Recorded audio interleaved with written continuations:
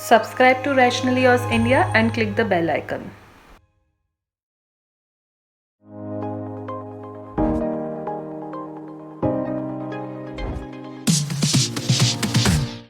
Welcome to Psychology Says. हमारे सारे videos को इतना प्यार देने के लिए आपका बहुत बहुत शुक्रिया। कुछ लोगों ने हमें सजेस्ट किया कि हमें रिलेशनशिप टॉपिक पे वीडियो बनाना चाहिए, तो लीजिए आज का हमारा ये वीडियो रिलेशनशिप पे है। वैसे तो रिलेशनशिप एक बहुत बड़ा एरिया है, लेकिन आज हम रिलेशनशिप बनने और बिगड़ने के स्टेजेस का सबसे अच्छा मॉडल देखने वाले हैं, जिसे नैप्स रिलेशनशिप मॉडल कहते हैं। मार्क एल नैप, जिन्होंने इस मॉडल को बनाया है, उनका कहना था कि हर रिलेशनशिप स्टेजेस में डेवलप होती है और खत्म भी धीरे धीरे स्टेप बाय स्टेप होती है। हर कोई इन स्टेजेस को फॉलो नहीं करता, लेकिन अगर रिलेशनशिप को मेंटेन करना है तो हर स्टेज में कपल को कुछ बिहेवियर सीखने पड़ते हैं। आइए आज हम इसी मॉडल के बारे में थोड़ा डिटेल में बात करते हैं। इस फेज को हम रिलेशनशिप की स्टार्टिंग फेज बोलते हैं। इसमें कुल मिला के 3 स्टेज होती है। First stage is initiation. इसमें कपल एक दूसरे को सिर्फ उनके फर्स्ट इंप्रेशन पे जज करते हैं, और फर्स्ट इंप्रेशन जनरली लोग आपके लुक्स, बॉडी लैंग्वेज, बात करने के तरीके, इन सब चीजों पर बनाते हैं। अगर आपका फर्स्ट इंप्रेशन अच्छा रहा तो आती है सेकंड स्टेज, यानी कि एक्सपेरिमेंटिंग स्टेज। इसमें दोनों एक दूसरे के बारे में जानने की कोशिश करते हैं और खुद के बारे में भी बताने की इच्छा रखते हैं।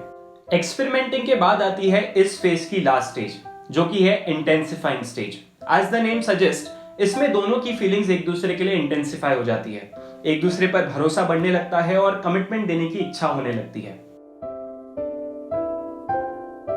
एक दूसरे को कमिटमेंट देने के बाद आती है फोर्थ स्टेज, यानी कि इंटीग्रेशन स्टेज।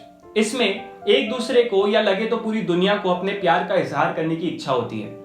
कपल अपने लाइफ के सारे एरियाज को एक दूसरे के साथ इंटीग्रेट करने लगते हैं और एक दूसरे के बिना इमोशनल भी होने लगते हैं। इसके बाद आती है रिलेशनशिप डेवलपमेंट की लास्ट स्टेज, यानी कि बॉन्डिंग स्टेज। इसमें दोनों अपने बॉन्ड को परमानेंट करना चाहते हैं, जैसे कि शादी करके या और कोई लॉन्ग टर्म कमिटमेंट देके। इन 5 स्टेजेस को नैप ने रिलेशनशिप डेवलपमेंट की स्टेजेस बोली है। हर स्टेज से ऊपर जाने के लिए दोनों को कुछ ना कुछ एफर्ट्स लेने पड़ते हैं, लेकिन दोनों में से कोई भी अगर वो एफर्ट्स नहीं लेता है तो धीरे धीरे रिलेशनशिप टूटने लगती है। तो आइए हम रिलेशनशिप टूटने की भी स्टेजेस देख लेते हैं। रिलेशनशिप ब्रेक होने की सबसे पहली स्टेज है डिफरिंग स्टेज। इसमें रिलेशनशिप की चीजें रूटीन की तरह लगने लगती है, बातें कम हो जाती है और दोनों अपने आप को कपल से ज्यादा सेपरेट इंडिविजुअल देखने लगते हैं। इसके बाद आती है सर्कमस्क्राइबिंग स्टेज। इसमें दोनों एक दूसरे को रिजेंट करने लगते हैं। झगड़ों के डर से नॉर्मल कम्युनिकेशन भी कम हो जाता है और दूरियां बढ़ती चली जाती है। यहां पर भी अगर चीजें ठीक नहीं हुई तो आती है थर्ड स्टेज, यानी कि स्टैग्नेशन स्टेज। यहां पर अलग होने के थॉट्स और ज्यादा आने लगते हैं, कम्युनिकेशन और कम हो जाता है और दोनों रिलेशनशिप को ठीक करने के थॉट पर भी गिव अप कर देते हैं। ये रिलेशनशिप टर्मिनेशन की फोर्थ स्टेज है, यानी कि अवॉइडेंस। इसमें दोनों एक दूसरे को अवॉइड करने लगते हैं, अलग होने के प्लान्स ओपनली डिस्कस करते हैं, जिसकी वजह से वो एक दूसरे को और हर्ट करने लगते हैं। झगड़ों का सिलसिला कुछ देर चलने के बाद कपल फाइनल स्टेज में आता है, जिसे कहते हैं टर्मिनेशन स्टेज।